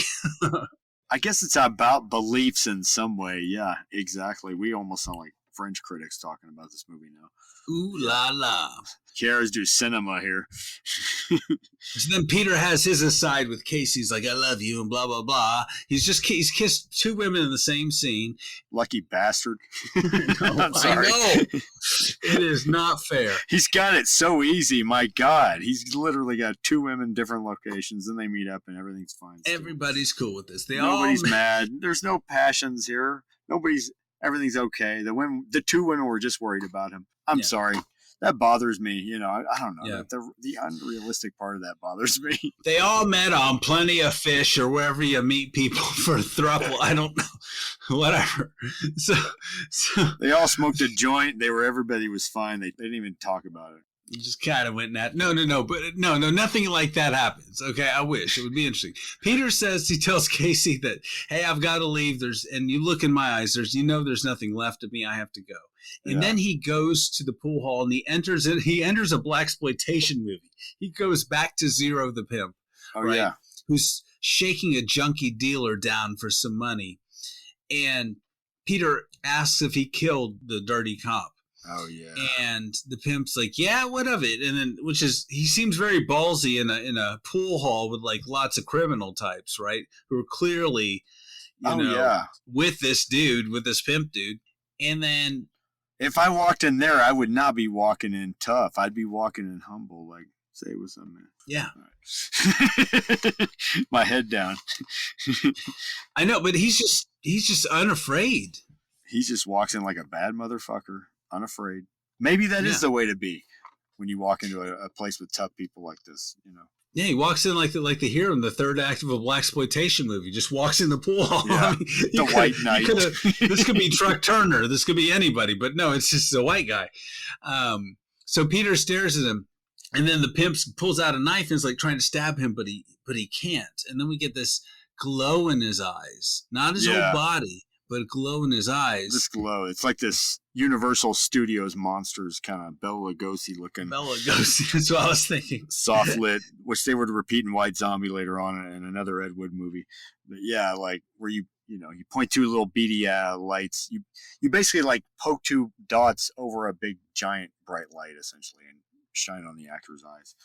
But then they also give him all eye makeup, so it looks extra. I think it was a callback. I think you're right. I think that was conscious of old Universal kind of lighting. So then the pimp starts killing everybody in the room, stabbing them. And then what happens? Peter does it with his mind or something? Yeah. Bernard Phillips, like God. He stabs everybody in there for him. Peter doesn't do a damn thing. He just walks out of there slowly as basically he stabs everybody dies. And then he turns the knife on himself and cuts his own throat. Oh, that's right. He even makes him turn the knife on himself. Jesus Christ. No pun intended. So what is this reminded me at this point of like Unbreakable. Yeah. This power just came out of nowhere for Peter. Or like a superhero sort of The Boys, or I don't know. It feels very much like a superhero origin story at this point. I guess we're just getting a hint of what Peter can do. But it's like kind of a surprise.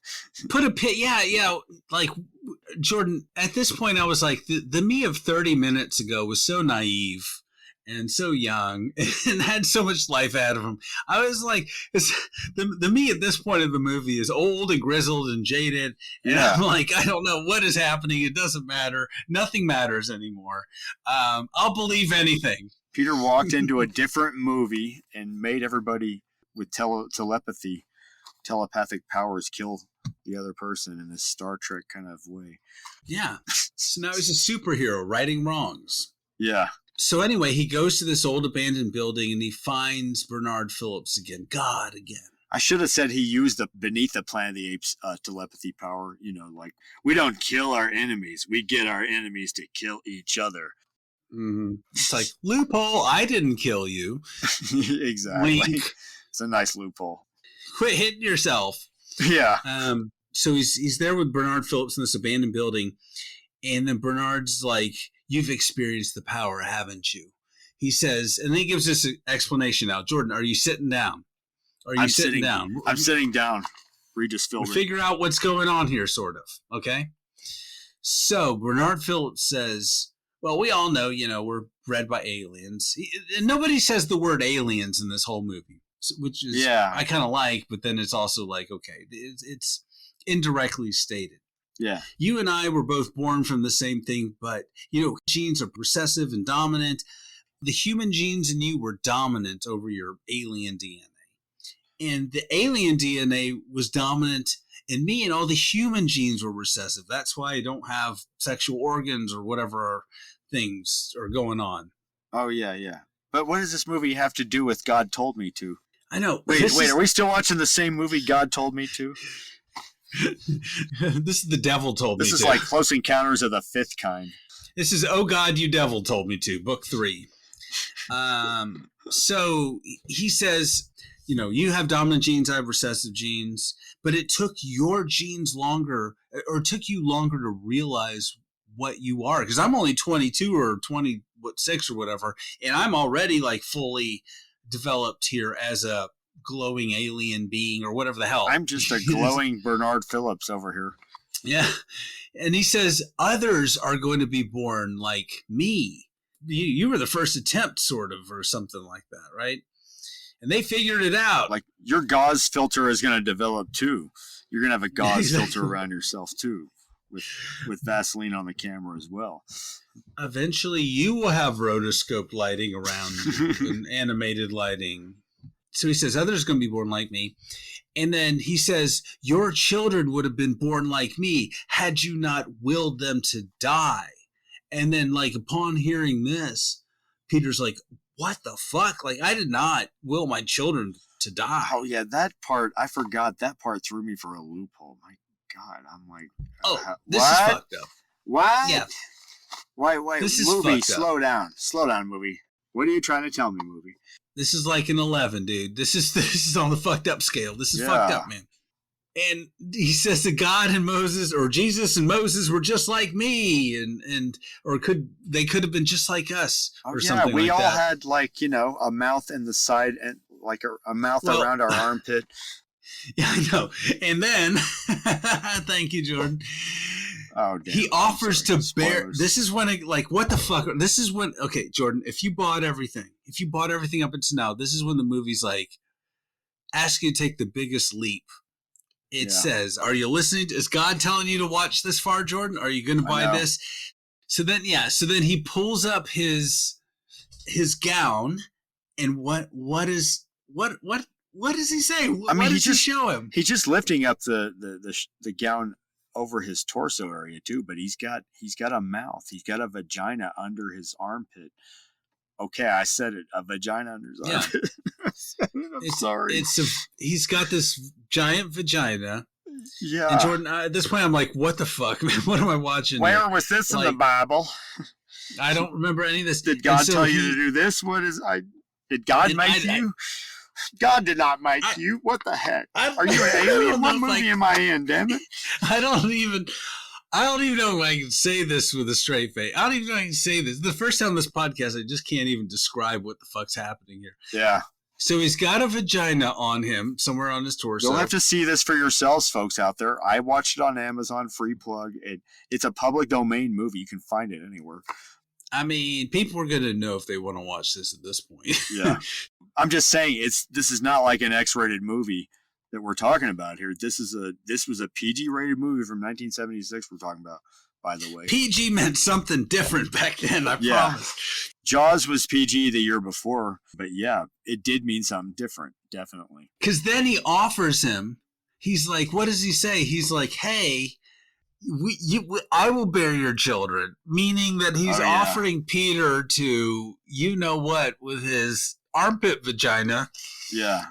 I mean, what is this? Is this an art film? How's that going to work, huh? In the words of Baby Stewie. How's that going to work, huh? Exactly. The whole audience is like, what the fuck? How is that going to work? Exactly. I'm asking the same thing. It's under his armpit, for starters. I mean, how's that going to work? But Peter is not down with that because he's already got two ladies in his triangle. Because he's like, how's that going to work? I already have two women, and how am I going to, fit a guy with an armpit? But am I wrong that he seems seduced by Bernard Phillips, by God at this point? Does he seem a little seduced because he kind of like goes in for a hug, right? Oh, yeah. That's really odd thing, yeah. Yeah, he's in kind of like an awe, like, I met somebody like myself. I met weird. someone of my own kind. So he's proposing an incestuous kind of thing. We're brothers, but let's also have a perfect alien baby together. Like, what? The ramifications of this make my brain explode. I don't want to think about it anymore. And what led to this point is just everything that led to this point. That's why I say this movie is like a bad dream or something. It's just like, who fucking thought of this? Like, okay, to be fair, Lawrence Cohen himself. Yeah, to be fair, there's a book and movie called The Final Program, which kind of I haven't read I've seen the movie. I saw the movie a few years actually. Does it kind That's of a weird movie. End similarly to this? Is there not a sort of like hermaphroditic? I think so, yeah, man. Thing. That was such a far out movie itself, The Final Program. Man, I had a hard time remembering. It was not what I thought it was going to be when I watched it at all. God Told Me To wasn't what I thought it was going to be. The Final Program is like another apocalyptic movie, though, essentially, where just like a bunch of shit is happening, as I remember. So what I think the stew is here is that he took Final Program. He took this idea of God, the God of the Bible being a God of retribution, and then all these other things, and just kind of mixed this together with some a little dash of Chariot to the Gods, and kind of came up with the story. So I think if you know the influences, you kind of know what he's doing here. Yeah. There's that little bit out of Exodus. If Hebrews, protect yourselves, put your blood at the door. Yeah. You know, you don't want your firstborn to be dead, but it did kill all the firstborn of Egypt. Oh, that was the story in the Old Testament. Yeah, so a little bit of taking off that kind of, and then a little dash of Larry Cohen salaciousness, and you get this. But then, okay, so Peter's not back to the movie. Peter's not down with this. He chokes Bernard Phillips. He realizes that he's never felt any pain, and then he pulls his gun and tries to shoot him, but Bernard Phillips won't let him. He says, "You're not God. You're Bernard Phillips, fucker." No. Yeah. He doesn't say that. I wish. Nothing. No, just the building starts shaking. It starts coming down around him. The building catches fire, and I mean, he escapes, and the building's falling on Bernard Phillips and killing him. I mean, but doesn't it seem like Bernard Phillips kind of kills himself? Like, he has all this power. It seems like he could have. Yeah. Was he maybe doing himself then because he knew Peter wasn't going to go for it? Or was that maybe what was going on? Hopefully. Yeah, I guess he feels rejected because he didn't want to have his incestuous alien baby. I don't know. Now I must die. Now I must die. So I don't know. I don't want to think any more about this than I have to at this point. My brain's shutting off. So anyway, so Peter escapes. And then the next scene, he's in handcuffs, and the cops are taking him up the courthouse steps. And a reporter asks him. And by the way, that alien was beyond androgyny. That was just like, I mean, we're talking about somebody who had a vagina under their armpit, folks. That's not even relatable in reality, okay? Just so you know. That's even weirder than Michael Crichton's androgyny strain. That was weird. That's not a real movie, you. Sorry. This movie has me all mixed up, man. Anyway, so the reporter on the courthouse steps says, "Hey, did you know when you entered that building that you were going to kill that poor innocent Bernard Phillips?" And he says, yes, I did. And then the reporter asks him, like, what is the reason for this atrocious murder? Wait. And Jordan, wait. Is this what what does he say? God told me to. And he looks right at the camera, breaking the fourth wall. Breaking the fourth wall, yeah. He looks right at you and says, you knew I was going to say that. You knew that's how this movie is going to end. Like, oh, yeah. That's the movie we're in, right? So then the screen text tells us he was committed to the Mattawan State Hospital for the criminally insane. And Jordan, holy shit. Yeah, I didn't know this was based on a true story also. Did you, Anthony? The names were changed. A Weekly World News story, maybe. I don't know. That's what I thought for a second, honestly, when that came up. I was like, oh, wait. Oh, my God. I was like swimming around in my beer and weed fog for so long during the movie. I was just like, and in the movie's atmosphere, I was just like, oh, my God, is this based on a true story? Oh, my God. Oh, wait a minute. Ha ha. No, not really. I swear to God, he should have. I mean, why not go for broke and just confuse the fuck out of everybody? Yeah, why this not? Really happened. Just like Texas Chainsaw Massacre did. Yeah. Happy 50th Texas Chainsaw. Yes. You're like, could it? Did it? What? I don't even know what I just watched. I'm kind of impressed. It happened in New York, all in one day. 5 shootings, and then a man claiming he was God. And another man claiming he was God. A guy with a vagina under his armpit, and a cop who could not. With a vagina under his armpit. Yes, exactly. So anyway, I don't remember this movie being like this at all. I remember it being disturbing. I remember it being weird. Yeah, I didn't remember all that either. And when I saw Bernard Phillips, I remember that. And then I forgot about all the alien parts, but I do remember it being disturbing and staying with me. So that. And it is disturbing. It did stay with me. Yeah. So, I mean, do you think this movie deserves a sequel, Jordan, or a remake? Oh, a remake? I would be curious about a remake done like a different way and keeping with the whole like religious tone going on. Like that was the like. Why would this movie is like? I mean, I'm down with that kind of thing, but it's also like mixing 2 different genres. It's like mixing a biblical supernatural thriller with the sci-fi horror thriller, and I know that can work, but with aliens as well, that's where you're pushing the limits. Yeah, this is beyond Rapture stuff going on. This is beyond people just disappearing, like Rapture kind of thing going on, or Night of the Comet shit going on. This is like when you have aliens involved, that's a whole other kind of deal that you're throwing on top of the whole thing. Yeah, it's very Exorcist and Omen inspired, you know, but what if you found out that in The Exorcist it was aliens, or in Rosemary's Baby it was aliens? Yeah. The aliens is kind of a joke almost, that it takes the wind out of the sails of this movie, to your point.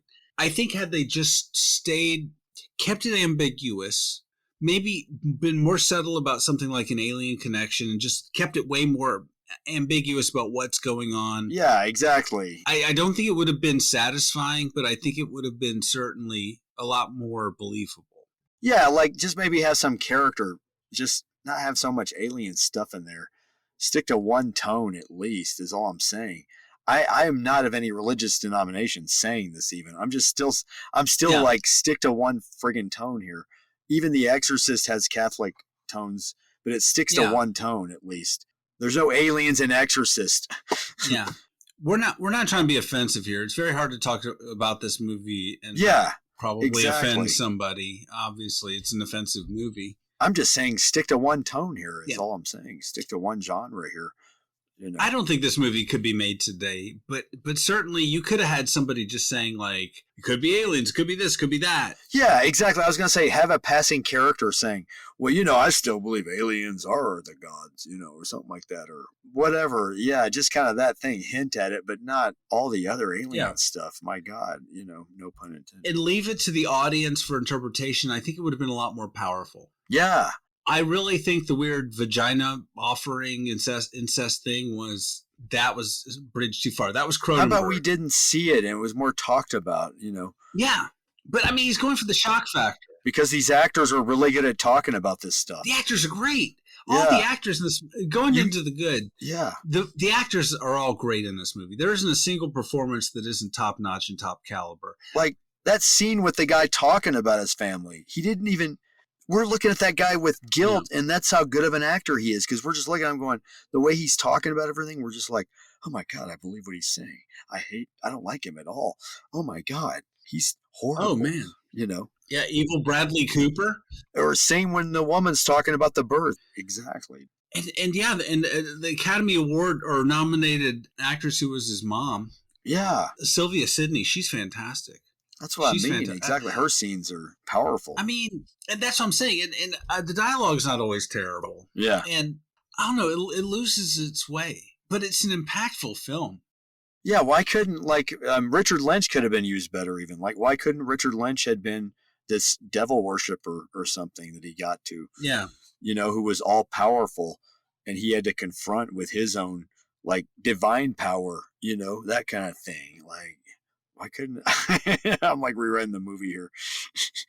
Well, I mean, I really think it just needs a little tweaking. Hell, even in the editing room, maybe this could have been saved in editing. Because the aliens is a bit much. I'm not against either make the Alien movie or make the God Told Me To movie, but you can't cross those things. I'm not against crossing them in a movie, but you can't cross. You can't cross the streams. Yeah, in this context, you can't do that. I don't feel like. It's breaking a rule, and I don't believe in rules in movies, but I found a situation where I believe in a rule. Don't do it. From a cooking standpoint, it's like throwing too many spices on top. Yeah. And extra spices you don't need. Yeah. it's like throwing some cardamom or some coriander. It's like, be careful with that. A little dash is all you need. Nope, let's just dump a bunch in. It's like, that's a bit much. It's the same as if you tried to add more comedy into this movie, it wouldn't work. Yeah. I'm saying it in the same context, just not to offend any religious people here or any UFO conspiracy people, but Larry Cohen, I don't care if God told you to put the alien stuff in. You shouldn't have listened, you know? Yeah. Or let it be about Scientology kind of shit. I don't know, but like it doesn't even come off like that either in the Catholic context that he presents it in. Do you know why we're struggling? And I'll tell you why, because it's frustrating. And it's frustrating because there's a good movie here. There's a really good movie in all this. Yeah, that's what I think was always attractive about this movie to me, you know, from watching it. I mean, this is like I don't hate this movie, obviously. It's the sixth time I've watched it, maybe seventh time I've watched it. It's like an impressionistic painting that just has a splash of red in the middle that kind of jars you. I liked the energy of this movie always because it was shot in the streets and it was shot in a run and gun style, you know. And it keeps you guessing. The pacing is good. It keeps you guessing. You don't know where it's going. Is the payoff there? I don't know. I think maybe that's the frustrating part. Yeah, the payoff's, oh man, it's just all over the place in a weird way. It's just but it's not there still. Yeah. It's missing something, and it has too much of something else. But the story is told well. The cinematography is good. Agreed, the tone is worked. The mystery works. All the actors are great.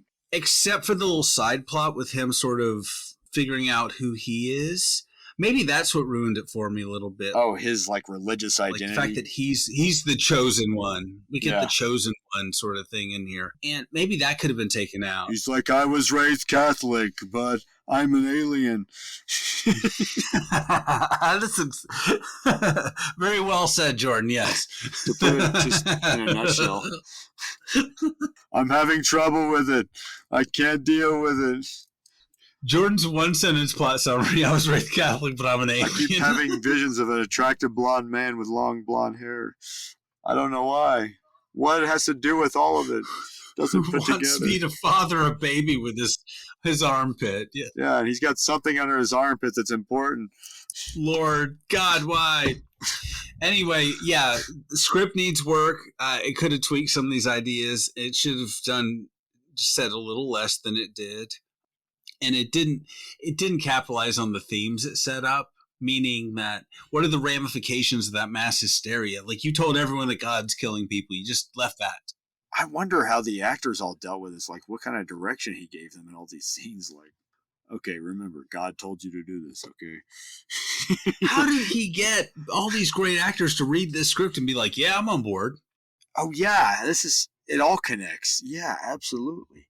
Yeah, I'm on board. Absolutely. Sign me on, dude. How much does it pay? I don't care if it's so little. Okay, that's fine. Yeah.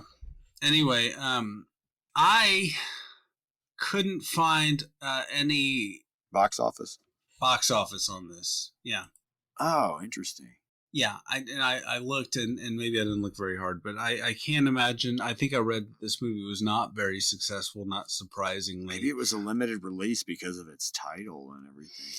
Dude, the title and the subject matter. How do you sell a movie like this in the Midwest? Yeah. Or the South? I mean, because they're just like, it's going to be a sinful movie if it's about God. It sounds like it's like it's an exploitation movie, which it is. They called it Demon, which it's not about demons. Yeah, they don't use the word demon anywhere in the dialogue of this movie.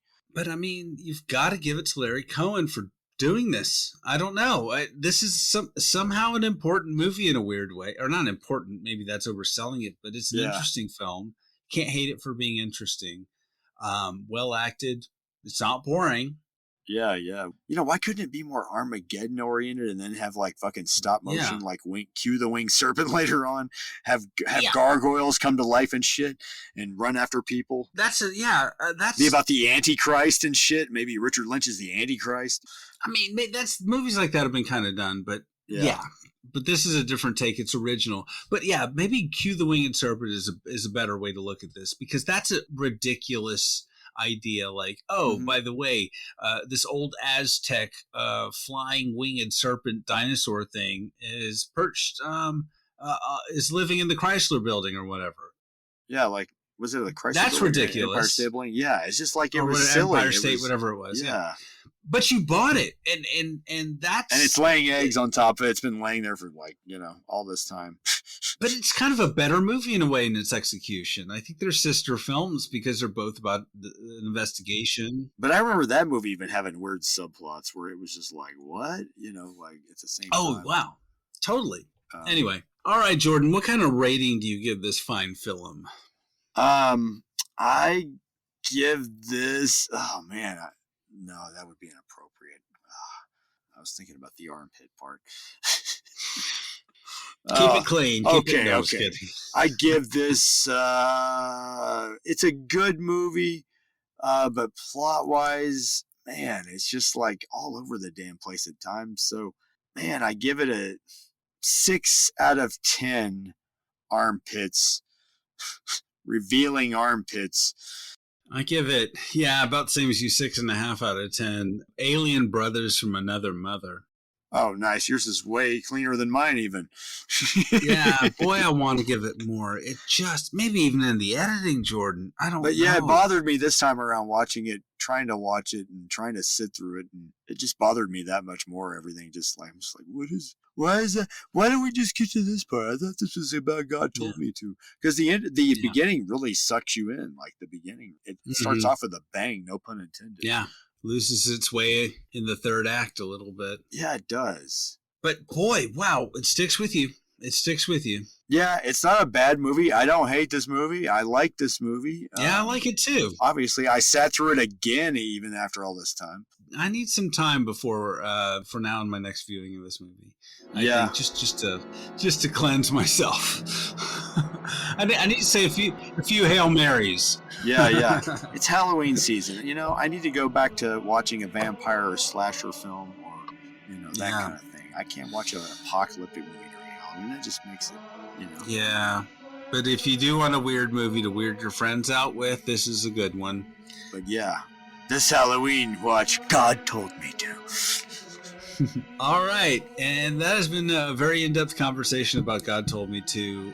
And we hope you all enjoyed this. If you like this, then check out some of our other episodes. And happy Halloween. Happy Halloween. And if you like our podcast, tell your friends, tell your kids, tell your wife, tell trick-or-treaters coming to your door this Halloween that you like this podcast. And to check out all the episodes except for God Told Me To. Like, subscribe, please hit the buttons, mash those buttons, the good ones. And Jordan, this has been... The robots took my podcast. God told me to. God!